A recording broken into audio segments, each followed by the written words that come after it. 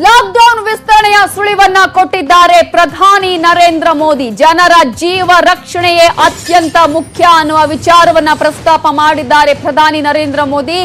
ಜನರ ಜೀವ ಉಳಿಸೋದಕ್ಕೆ ಲಾಕ್ಡೌನ್ ಜಾರಿ ಅಂತ ಹೇಳಿದ್ದಾರೆ.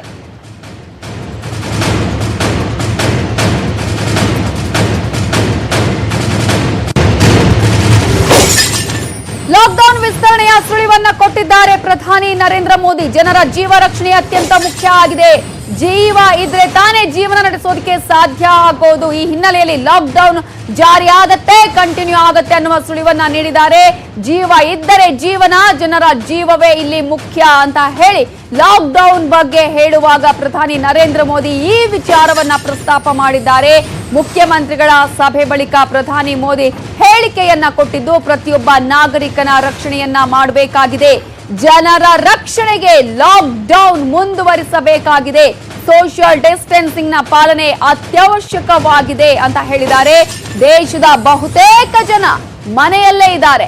ಸೋಷಿಯಲ್ ಡಿಸ್ಟೆನ್ಸ್ ನ ಮಹತ್ವವನ್ನ ಅರಿತಿದ್ದಾರೆ. ಫಿಸಿಕಲ್ ಡಿಸ್ಟೆನ್ಸ್ ಯಾವ ರೀತಿಯಾಗಿ ಇರಬೇಕು ಅನ್ನೋದನ್ನ ತಿಳ್ಕೊಂಡಿದ್ದಾರೆ. ದೇಶಕ್ಕಾಗಿ ತಮ್ಮ ಜವಾಬ್ದಾರಿಯನ್ನ ನಿರ್ವಹಿಸಿದ್ದಾರೆ.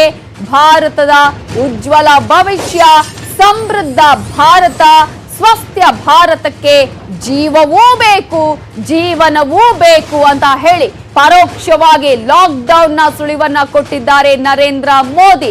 ಈ ಮೂಲಕ ಏಪ್ರಿಲ್ 30ರವರೆಗೂ ಲಾಕ್ಡೌನ್ ನ ಸುಳಿವನ್ನ ನೀಡಿದ್ದಾರೆ. ಈಗಾಗಲೇ ನಾವು ಗಮನಿಸ್ತಾ ಇದ್ವಿ, ಸಾಕಷ್ಟು ಸೋಂಕಿತರ ಸಂಖ್ಯೆ ಜಾಸ್ತಿ ಆಗ್ತಾ ಇದೆ, ಸಾವನ್ನಪ್ಪುವವರ ಸಂಖ್ಯೆ ಜಾಸ್ತಿ ಆಗ್ತಾ ಇದೆ. ಈ ಹಿನ್ನೆಲೆಯಲ್ಲಿ ಜೀವವೇ ಇಂಪಾರ್ಟೆಂಟ್ ಆಗಿದೆ. ಪ್ರತಿಯೊಬ್ಬ ನಾಗರಿಕನ ರಕ್ಷಣೆ ಮಾಡಬೇಕಾಗಿದೆ ಅನ್ನುವಂತಹ ವಿಚಾರದಲ್ಲೇ ಲಾಕ್ಡೌನ್ ಕಂಟಿನ್ಯೂ ಆಗುವಂತಹ ಸುಳಿವನ್ನ ನೀಡಿದ್ದಾರೆ.